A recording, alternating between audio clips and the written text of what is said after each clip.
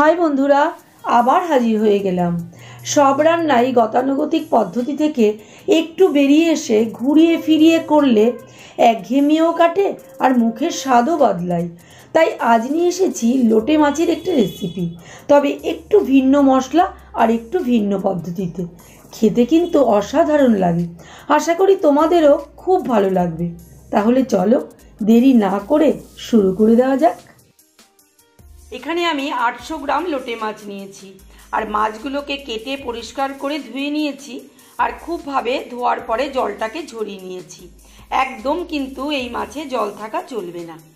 আর দেখো মাছগুলোকে একটা গোটা মাছকে আমি মাঝখান থেকে কেটে দু টুকরো করে নিয়েছি। এবার মাছটাকে আমি ম্যারিনেট করব আর তার জন্য প্রথমেই দিয়ে দেব সর্ষে পোস্তর পেস্ট। এখানে আমি 1 চামচ হলুদ সর্ষে, 1 চামচ পোস্ত আর 4টে কাঁচা লঙ্কা পেস্ট করে দিয়েছি। এটাই দিয়ে দিলাম। এবার দিয়ে দিচ্ছি 1 টিস্পুন হলুদ গুঁড়ো, দিয়ে দিচ্ছি 1/2 টিস্পুন লাল লঙ্কার গুঁড়ো। আমি কাঁচা লঙ্কাও বেটে দিয়েছি আর তোমরা কিন্তু ঝালটা তোমাদের পছন্দ মতো বুঝে দেবে। দিয়ে দিচ্ছি পরিমাণ মতো লবণ আর সবশেষে দিয়ে দিচ্ছি সর্ষের তেল। এখানে আমি অল্প করে প্রথমে সর্ষের তেল দিলাম, মাছটা রান্না করার সময় কিন্তু আবারও তেল দিতে হবে। এবারে আমি সবটা মশলার সাথে মাছগুলোকে খুব ভালোভাবে মেখে নেব।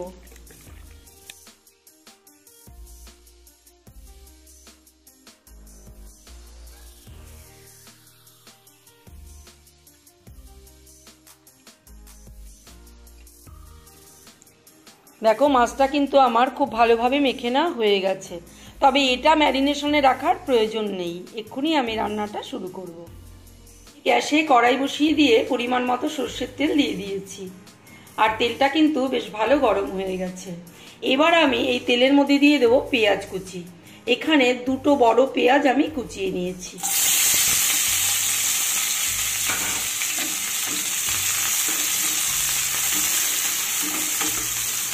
এবার গ্যাসের হিট মিডিয়ামে রেখে পেঁয়াজটাকে উল্টে পাল্টে একটু ভেজে নিতে হবে।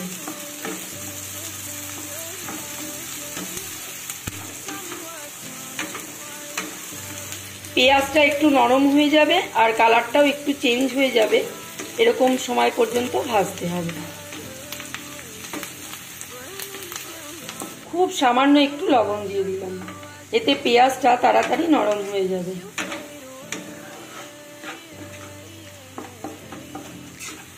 দেখো নেড়ে চেড়ে পেঁয়াজটাকে 1.5-2 মিনিটের মতো ভেজে নিলাম। পেঁয়াজটা কিন্তু বেশ নরম হয়ে এসছে আর হালকা কালারটা চেঞ্জ হয়ে গেছে। এই পর্যায়ে আমি দিয়ে দেব 2 টেবিল স্পুন রসুনের পেস্ট।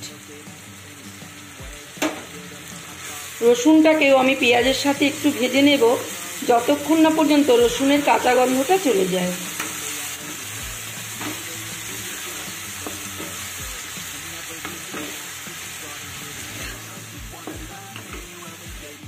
দেখো আরও 1 মিনিট মতো রসুনটাকে ভেজে নিলাম। পেঁয়াজ আর রসুনটা কষে বেশ সুন্দর কিন্তু একটা রং ধরে গেছে আর সুন্দর তেল ছেড়ে দিয়েছে, দেখেছো? খুব ভালো মতো কষে গেছে। এবার আমি দিয়ে দেব ম্যারিনেট করা লোটে মাছটা। বাটির গায়ের মশলাটাকেও আমি কাচিয়ে দিয়ে দিয়েছি। এবার মাছটাকে খুব ভালো করে নেড়ে চেড়ে দিতে হবে। প্রথমেই মাছটাকে ভালো মতো নেড়ে চেড়ে দিতে হবে, কারণ লোটে মাছ যেহেতু নরম প্রকৃতির মাছ, বেশি কিন্তু নড়াচড়া করা যাবে না। দেখো খুব সুন্দরভাবে ওপর নিচ করে দিচ্ছি।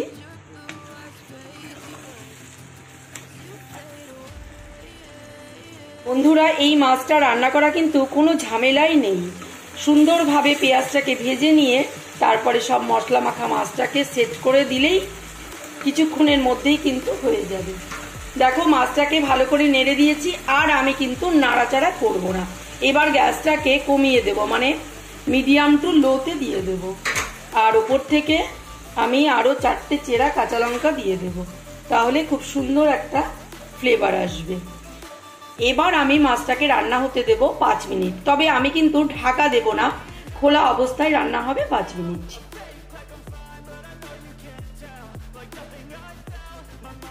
দেখবে রোজ রোজ কিন্তু আমাদের একই রকমভাবে একঘেয়ে কোনো কিছু খেতে ভালো লাগে না।